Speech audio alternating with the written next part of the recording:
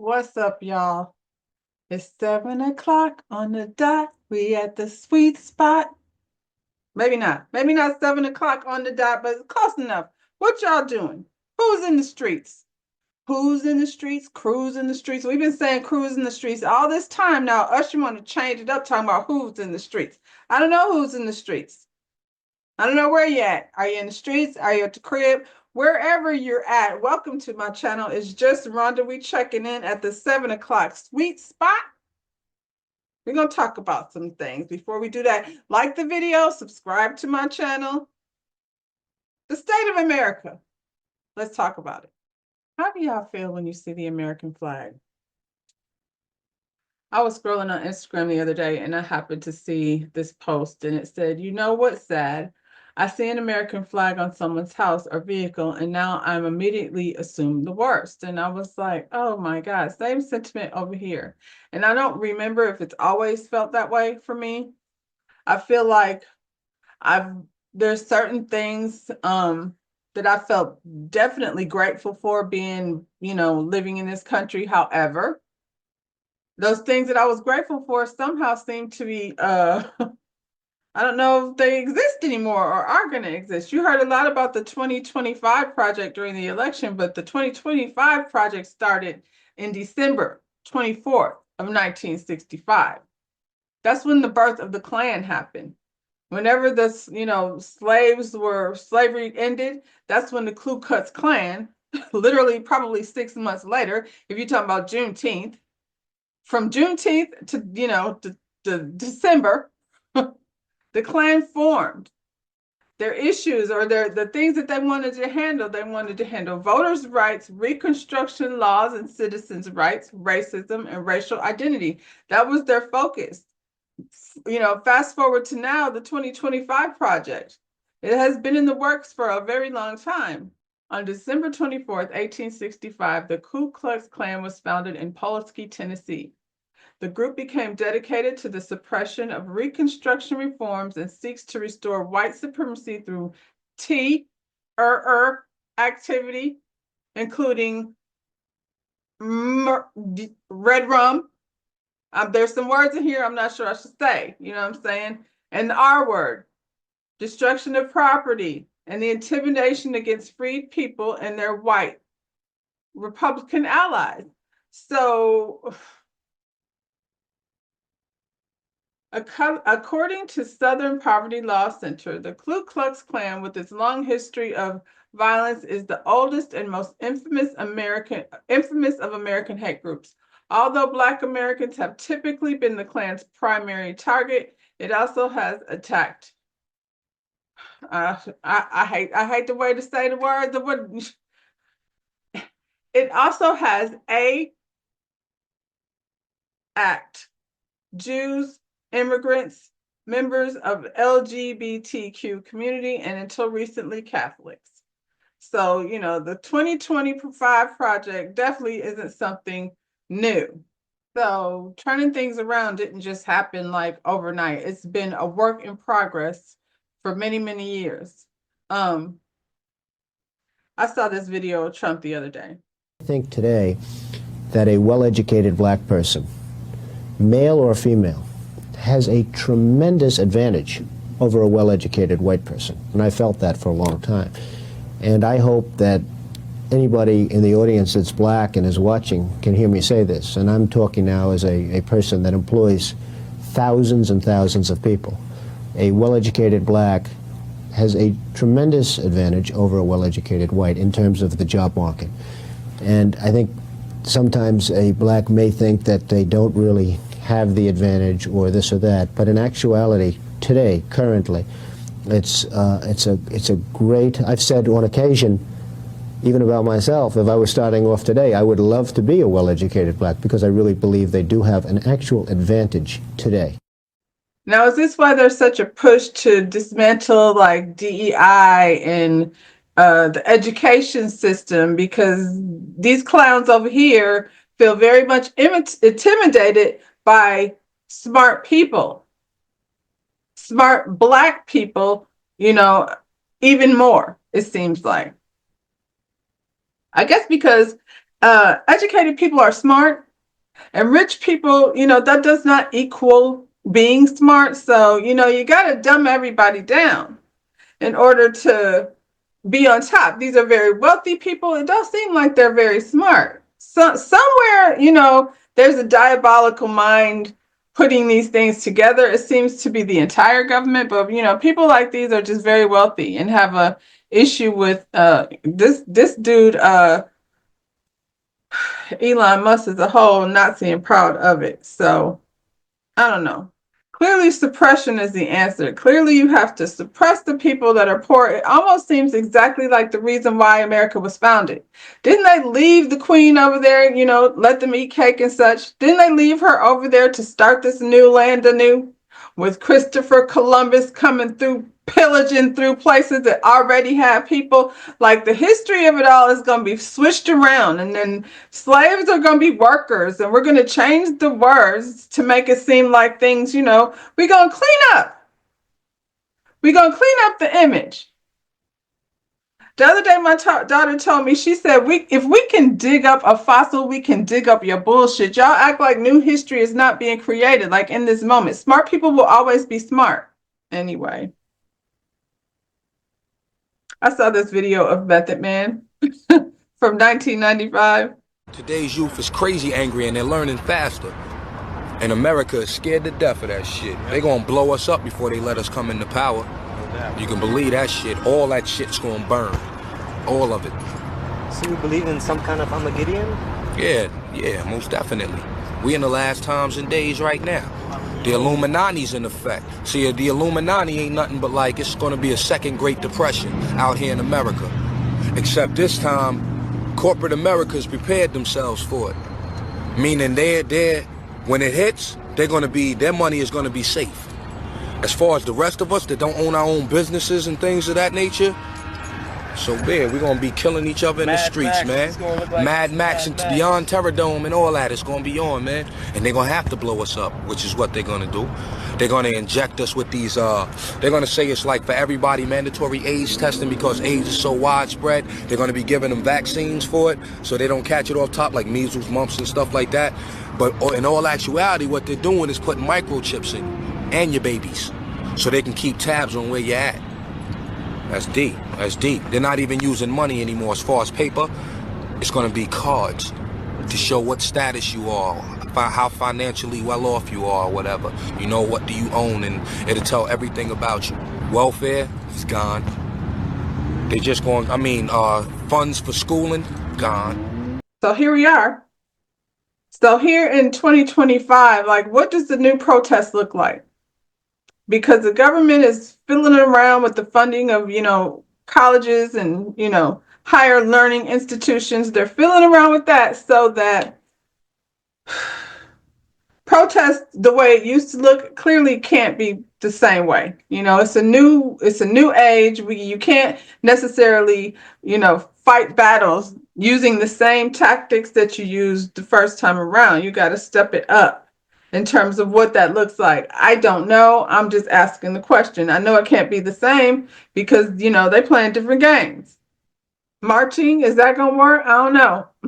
I feel like the march got to look different. And who are the new age revolutionaries? Because they not like us. It's not just about Drake. Clearly, the man said, this is where it's going to start. Now, what are you going to do afterwards? How are you going to maneuver your way into the revolution? Because it seems like there's going to be a revolution. What does the higher learning even look like? Because the education system is already kind of been somewhat, what do they call it? I'll think of the indoctrination. The education system is somewhat of indoctrination. Now, if they take out all the real truths in history and create their own, the only thing you can change is science and math. And they want to try to change that too. You know what I'm saying? When you see all these new homework that the kids are getting and I mean young kids, is designed to confuse them in a way that doesn't make sense, really. The math going to be the math. I feel like that's why civics is lost on a lot of students because the wording is in a way you would really have to be have somebody helping you through civics, as in a parent, or you know what I'm saying, somebody that's going to kind of explain it to you. Your teacher ain't going to do it. You know why? It's not on the teacher. It's because they're not going to allow her to do it. They're going to give her guidelines as to what she can say and can't say. And it won't be anything that's going to actually educate you, because they're going to sit up here and tell you that there's a tree of knowledge over there and we don't want you to eat from it. Just look at it. That's where it all begins. Don't get me on that soapbox. They overturned Roe versus Wade, and then they want to change the child labor laws. So you have all these people who, yeah, did I not mention that? So Florida wants to change the child labor laws around a little bit. Roe v. Wade, there's no, protection for us women, as far as health is concerned. You're just supposed to be popping out babies, really for production purposes. This is not the first time this has happened. I think it's just going to look different this time. So for all you non-people of color that are surviving off of welfare, guess what? Slavery is going to look good to you. You won't be able to run down to your local Amazon factory and get a job, because according to Bill Gates, they only don't have robots over there. They're not going to need you. Who else won't need you? Probably teachers. That's what they said. I mean, I guess not. They won't need the teachers, because real teachers share knowledge. And what they're not sharing with you is knowledge. They're sharing with you what they want you to know in order for you to perform. And that's what all your poor children are going to be doing. They're going to be performing in the workforce for all of the menial jobs that the robots haven't taken. Doctor, do you want a robot doctor? Is that something that you would want to have in your life?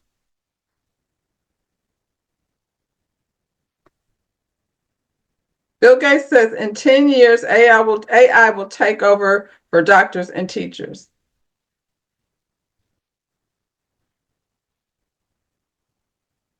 You say you want a revolution. Y'all better go back, check the Beatles, check Marvin Gaye, check what they was talking about in the 70s and even further back during the First Depression. See what types of businesses thrived and where the money is going. These guys are in charge. I feel like sooner or later it implodes. The stupidity will run into each other. And for all of the smart people out there, stay out of the way and let these people do whatever it is they're going to do. But pay attention at the same time. They'll need you far earlier than you will need them. What they going to do with their money? Throw it at each other? I'm like, this is so diabolical. Is the plan destruction of mankind? Is that what the plan is?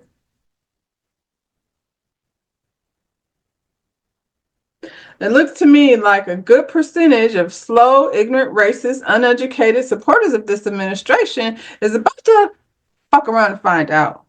I just don't think that, this civil war that they speak of, Elon Musk, he thinks there's going to be a civil war because people don't like his cars or whatever he said over there. I don't know. Anyway, y'all be careful out there, because these ain't the only ones acting a fool. The preachers is out here doing the most too. Some of y'all eat this up and I will never understand why, but y'all, one of y'all's preachers is out here doing the things again, and they understand the cost that is involved.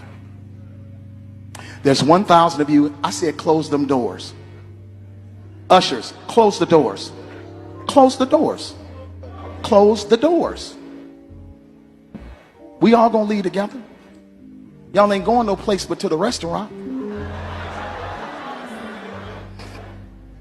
There's 1,000 of you tonight, and those that are watching, it's 1,000 that's watching online. This is a small seed. If I get 1,000 online to give this, if I get 1,000 in the sanctuary to give this, that's $40,000 tonight. I'm challenging each of you all down here to give a $20 seed. I used to think $20 was a lot of money. $20, believe it or not, when my late wife Melinda P. Sapp was alive, was a good date. I could take her to the movies, buy a box of popcorn, get one soda, 2 straws. I wasn't cheap, that's swag. I was looking in her eyes, she's looking in mine. Can't do that no more. Now everyone up here, we've all sold and seeded, but I need everyone standing up here with us, with me, to plant a seed of $100. Because again, it costs to sit up here. I got you. Let's see. So put your 20 away, preachers. That 20 wasn't for you. And this is what I need you to do. If you're giving electronically, or even if you're giving tangibly, I'm gonna have y'all come to the altar and give it, because I need to see 1,000 people moving. Bring them baskets. I want the baskets up here. I want to see the folk. Y'all start moving. Y'all can bring it right now. Come. Even if you're giving tangibly, just put your hand on take your phone and stick it on the bucket.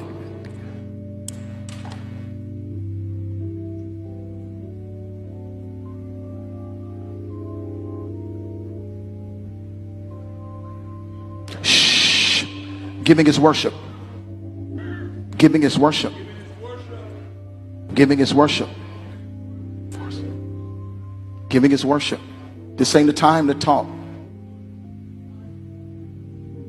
1,000 people need to give $20. 1,000 people need to give $20. 1,000 people online need to give $20. This is easy, saints. This is an easy miracle. We should be able to raise $40,000 tonight just from y'all giving. That's it. Is this called kidnapping or robbery? I don't know what his security is holding, but what would happen if you get up? What would happen if you was like, I'm not giving you my $20, I'm finna go? What if you just decided to get up and walk out the door? What's gonna happen then? And what is the $40,000 for? He is out here like soliciting the internet. And I mean, I guess if I'm in the comfort of my own home and this person that I didn't listen to the what do you call it? Sermon. I wasn't there for the sermon. I was just there for the shakedown. It's on the internet. The people said the man said out of his mouth that these people were not going home, to lock the doors. Everybody sit down. We're all going to the same restaurant. Y'all can't go eat. Whew. This is not my people. Y'all can have it. Let's talk about reality TV. So we watch a lot of reality TV, a lot of housewives and things fighting and spatting and starting a lot of drama and complain about it on a regular basis, how we're tired of it. So I was over here on Netflix and I found a little reality show. It's called Styling Hollywood. It's very cute. It's starring Jason Bolden and his husband, Adair Curtis. They run JSN Studios. Jason, you probably recognize as a stylist, red carpet stylist. So for all of the fashion girlies, the red carpet girlies, you'll like this show because you get to see the people that he styled, the drama and all of that goes along with getting these designer dresses to the right celebrity. Adair, he's an interior decorator and has, you get to see him do these projects with also, with his celebrity clientele. So I really enjoyed this particular reality show. Yeah, check out Jason and Adair. They're on this journey to have a baby. I just, I don't want to blow it, but check them out, see what happens, and then go over there, and see whether they have their baby or not. What's next? Candy is out here breaking records. Candy Othello opened on Broadway and breaking records before it even got started. So Candy told y'all she was out here trying to get that EGOT or be that EGOT, and she's working with the likes of Denzel Washington and Jake Gyllenhaal, and Todd is right there standing by her side. I don't know how much he has to do with the production of it all, but this ain't about Todd, this is about Candy. Candy is on this red carpet looking freaking lovely. I love this dress. It's Kristen Soriano. Candy's hair is giving, that old Hollywood, finger wave vibe. The silhouette is beautiful. Her body is bodying. Her arms look amazing. A lot of times, I mean, I feel like Candy is on the shorter side. A lot of times, a lot of dress like this is not necessarily as flattering on some of the smaller, the girls that are shorter in stature, but I love it. I think she looks amazing. If everybody has an opinion, I got one too. The only thing that I would say is I wish that the lining underneath was a little more brown because Candy is a brown girl, and so it would have been cool to see a little enough of the contrast, but just a little more tone, a little more depth in that lining. Other than that, congratulations to Candy. I love to see it. I love to see her out there. She fly above all the haters. I think that's what she did. She flied above the haters. Basketball Wives is back. Y'all watching that? So the Basketball Wives are back, and I haven't been reviewing it. I don't really fool around with Shawnee O'Neal and Evelyn Lozada like that, like that. I'm not gonna say I will review it, but I did do Orlando, so I might talk about it from time to time just because of the new faces. Now, I heard, I don't know, allegedly that Jackie Christie and Doug Christie were going through a divorce. Is that true? How did I miss that? And if that's true, I mean, is this part of her storyline? It would have to be. If that's true, then she would have to come over here and talk about that. But I can't, neither verify or deny. Verify or deny. Confirm. I can neither confirm or deny that that's true. I just, saw somebody saying that out here. Um, Jennifer's back with her bogus husband. Honey, if Jennifer want to come over here and make a fool of herself, then, please do. What else is new? She came over here being, a fool for that ugly man. I said it. And now here she brought this little boy over here to, I don't know, carry around in her pocket. Brandy.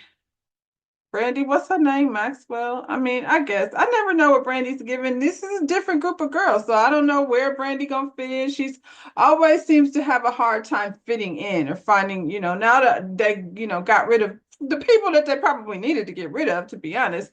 Why is she here? Is she friends with Evelyn and Shawnee? Because she would need to be.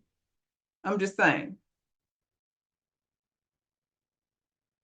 Brittany is back. I know she had went over there before. I did not watch it, and so she's back again. But she's new Brittany because Brittany done changed her life around, and she's not out here selling herself on the internet with booty cheeks and things. She's covered up and like I said, living a whole different life. So will I peek over there and see what Brittany's talking about? Because might as well, child. It's just funny, like how they come at you with, 35 bodies, which, listen, she put her business out there that she had 35 bodies. Now, I feel like so do the rest of them. So she's in good company. It's not like she's any different from the rest of them. Ty got bodies because she was over here with Mimi. Then she slid down to the video movie making scene with Drew. Now, I don't know, Ty get around. So is this her wife or her girlfriend? Ming Lee. I don't know anything about Ming Lee except for she's got a million people that follow her on Instagram, and she looks somewhat like she came from RuPaul's Drag Race. That's not a dig, that's just a fact. Chantel is, Jackie Christie's daughter. She's finally made her way to Basketball Wives. Is she married to anyone? I don't know. Chantel, I guess we'll see. I feel like she's been, waiting for her moment. And so here it is. Like Jackie ain't about to get out the way no time soon, but that's her mama. And what are you gonna do about that? You don't get to pick your mama. Denise is the wife of Alonzo Ball, he's a big mouth. I feel like that's the guy that's the big mouth with the two kids that, it'll be interesting to hear like what she has to say. She gonna have a hard one to follow, because I feel like they're going to be hard on her. I don't know why. I just feel like she's the one that's going to have to bring her, big girl panties over here. But basketball wise, will y'all be watching? I don't know. And I'm not going to make it a point to watch it, but if I can, squeeze it in and come over here and have something to say, that's what I'll do. Who else? These girls over here at this, what hotel? The Love Hotel? Ciao. So who's over here at this Love Hotel? It's a dating show. So they done brought some of these old housewives and Ashley over here to a hotel with some men to date them. You got Shannon from Orange County. You got Luann from New York, old New York, not new New York. Giselle and Ashley. Why is it that Potomac always have to have two people and everybody else like Shannon is on her own and Luann is on her own, but Potomac people like and Ashley is too young to be good in this like scene with these two. What where in the world would a man that Ashley would be in? Well, let me stop because Ashley do love her a crypt keeper now, so this might be the right space for her. Am I gonna watch it? I don't know. I'm not actually seeking more time with Ashley and Giselle of all two people. Luann, I could take her or leave her. She did that thing with Sonia, and I'm good on Luann too. I do like. I think it would be interesting to see Shannon. Luann be out here in these streets like slinging, danging down to hotels in New York anyway. That's what she do. But Shannon haven't seen her date. You know, she was in a relationship with her husband, and then she was in a relationship with Johnny J. You know what I'm saying? So it would be interesting. I wish it was Shannon, Cynthia, who could be somebody else. Because we can get rid of three of them, and then maybe I'll be interested. Season 2, y'all can do better. I don't know if Cynthia would do it, but she's out here in these streets. And the other two people, I would have to think on that for a minute. Because anyway, probably doing what they gonna do. Will y'all be watching? Let me know.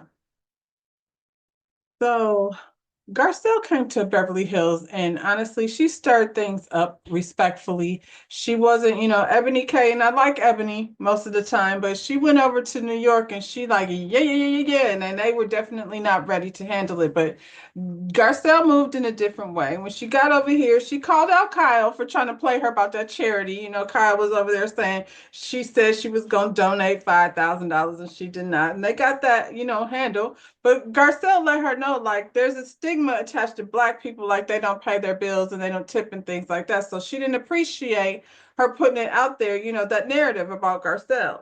And so in that moment, Kyle act like she understood. And what else happened? She called out Dorit. She called out Dorit for saying that, remember Dorit said her mother's housekeeper was her best friend. And all Garcelle was saying back then was that, you guys are not around a lot of Black people, so you don't understand sometimes the things that you say and the things that you do are hurtful. Of course, Dorit is like, I grew up around Black people. My mother's best friend is Black. And who is that? The housekeeper. And Garcelle is like, do you know any Black people that don't work for you? Because it's different. Like how what's her name? Sutton does Avi over there. She be hollering and screaming at Avi, but she don't have any friends except for the people, that she has around her that are on the payroll. Erica Jane was over here. She did plenty of things, Erica Jane, but one thing that stood out was she cussed at her son. She threw a, expensive puss up in the air at her older son, which girl, stop. And especially since he has a wife and we trying to figure that out. And then she cussed at the other one because she was drunk off that, out pills and alcohol, Erica Jane. And the next day when they talked about it, remember Mauricio thought it was funny, and I'm glad she said that. And they had a big laugh about it. And ironically, whatever that lady is, I don't remember her with the lips, came over there and sent bots after her kids. She came back. Her son didn't want to be a part of the show. It got real ugly for Garcelle just for standing up for herself. I feel like all she was trying to make them understand is that the microaggressions over here are real. And it's because y'all have not ever had to, live your life around people that don't look like you, to be honest, if they weren't working for you. Um, Garcelle is a certified bona fide Hollywood actress, and that's the one thing that they all wish they were. Her resume is tight. Let's be clear on that. What they didn't like was the narrative, that they didn't like the way that she made them look by bringing these things up, their own actions. They didn't like the way their own actions made them look, but they were upset with Garcelle for bringing that to the camera. And the audience didn't like it either. I think there's a sector of people out there that believe the same thing that, these ladies believe, that this brown woman over here doesn't belong in Beverly Hills. And they don't want to bring up all this stuff about, how you feel and your blackness and get over it and all of that and all of that. Remember when Lisa Renner was over there trying to make Garcelle say thank you? You did not call Harry Hamlin the next day and say thank you for the pasta. Come on. Anyway, like I said, their own actions and the way their actions made them look was far more important to them than, correcting the behavior and how it was making her feel. She didn't come over there militant, though, I don't feel like. I think that Garcelle, as a character on the show, some of the stuff she does I like, and some of the stuff she does I don't understand. Then comes Bose this past season. And we were like, okay, Bose, she's a tall, beautiful, African, confident. There's a lot of things to say about Bose. Fashion girl, your hair, the makeup, all the glam, she's a goddess. She's a whole goddess. And what we all said is that we did not want to see these two ladies go at it. We don't care that the two Black girls don't best friend each other. That's not necessary. We just don't want you to see you two as adversaries because it ain't going to look right, Bose. That's what we said. And we were like, okay, we like Bose, but we going to see. Because she was aligning herself with Dorit, which did not make sense. You like Dorit's Black friend. And Sutton is a hot mess. And, Garcelle friended Sutton. But this all happened before you got here.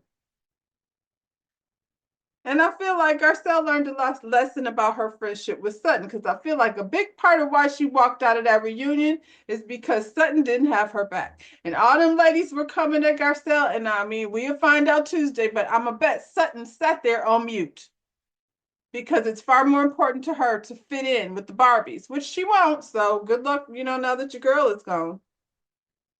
But, don't nobody care about that. I know I don't. Sutton and her feelings don't mean nothing. A bean's a hill to me, a hill of beans or whatever, however the saying goes.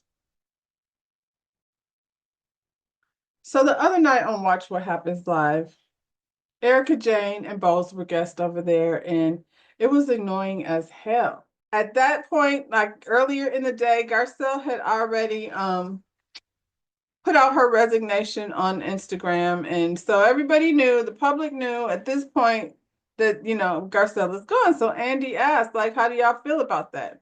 How do y'all feel about Garcelle quitting the show? We got a lot of questions about the trailer that dropped today for the reunion. Erica, you called Garcelle boring in the trailer. I did not call her boring. I said, I wish you were more interesting. Girl, that's semantics.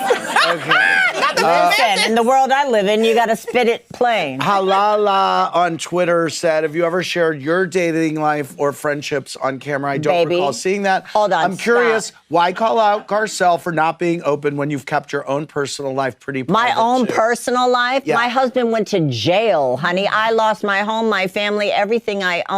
I'm currently being sued. I was like in terrible, still am, terrible legal jeopardy. Have not shared. Okay, well. Let them know. Okay. Well, Ooh, it's true. It's true. I almost cursed. Girl, that's what I said. Okay. Let them know. It's the truth. All right.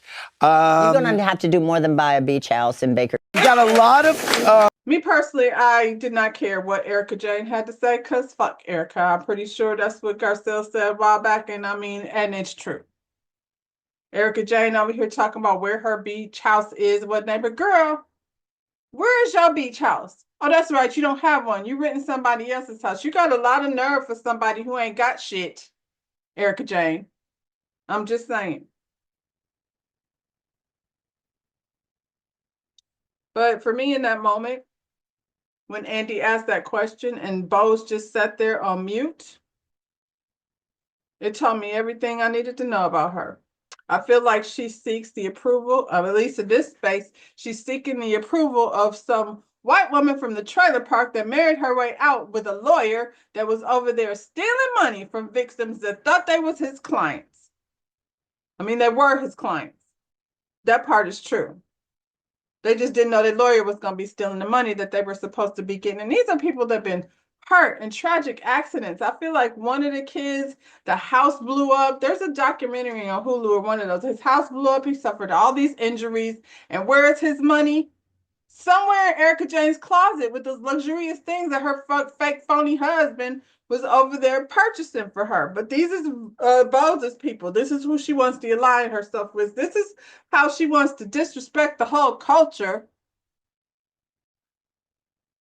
And I say that because Garcelle has contributed quite a bit to the culture, so we're not going to act like that's not a thing. Then her other fake ass friend, Dorit, and then there's her fake ass Karen friend, Dorit, who may or may not have played part in a home invasion that was allegedly committed in order to, commit insurance fraud. Allegedly. That's what the people said. Nobody believes that Dorit really had, home invasion, not a real one. Now, if she didn't have nothing to do with it, we all think PK did. And we can't prove it and we don't know it. Won't he do it? That pissed me off. You stood up there and said, won't he do? Where'd she get that from? Erica Jane. Now she's sitting over here repeating the colloquialisms of the culture and you just gonna let her do it? And then 5 minutes after he asked the question, now you want to say something nice about, Garcelle and how you hate to see. Girl, it's a little too late. I am disappointed that she is departing like this. I wish that she would have stuck around to work out another season. Okay. Well, I think the viewers are probably saying departing like what? You mean after the reunion? Yeah, after the reunion. Got it. Okay. I am disappointed. You came over here talking about, you marketing yourself. This is the first chance. It doesn't seem like you're doing a very good job of marketing yourself. What are the people saying, Bose? I heard they was tearing up her comments. Let me see. I ain't been to her comments. She probably turned them off at this point. Huh. So disappointed in you. The thing is, no one was asking you to be besties with Garcelle. We're not expecting you to be friends just because you're both Black girls or on a predominantly white cast. The problem is you had no pressing issue with Garcelle. That's true. They didn't even have no beef. So what is you acting funny for? You following the lead of your homegirl over here? The crook, the criminal with the stolen money from the victims of tragic accidents? That's your people? It said you had no pressing issue with Garcelle on the show, and she had none with you, and yet you choose the side of a woman has shown many macro and micro aggressions towards Garcelle and another who did so towards a child. She did. This is the same thing I was just saying. It's pathetic and sad to watch. You could have taken the narrative to a whole nother direction. Watch what happens live, and watch what happens live. But instead, you chose to pander to Erica. Sad. You let that Caucasian woman sit next to you while she betrayed another Black woman? Bose. It ain't looking good. It ain't looking good. I mean, you got your people, but I feel like that's the majority of the sentiment, Bose. So I guess we'll see what happens. I think Garcelle, like I said, has played a huge part in the culture. I'm sorry to see her go because I would say I probably wouldn't be reviewing the show if she wasn't over here. No offense, but I kind of don't care otherwise. Because Beverly Hills is usually not that good. To me, I kind of left when Vanderpump left. After that, it wasn't really a whole lot going on. Lisa Rinna made the environment toxic.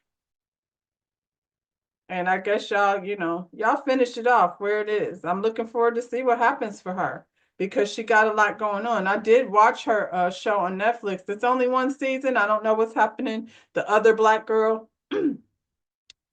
How ironic. Isn't it crazy that she has a show out called The Other Black Girl, and here the other Black girl come over here to Beverly Hills, y'all? I'm looking forward to the reunion so we can see how this whole thing plays out, Bose. I think it's only just begun. So as a Black woman over here trying to start these Black businesses, I think you need to reevaluate your marketing techniques. In the meantime, y'all, thank you for joining me at the 7 o'clock sweet spot. If you know, on the replay and it's not 7 o'clock, well then, thank you for joining me whenever you decide to come over. In the meantime, like the video, subscribe to my channel, and I'll see you when I see you.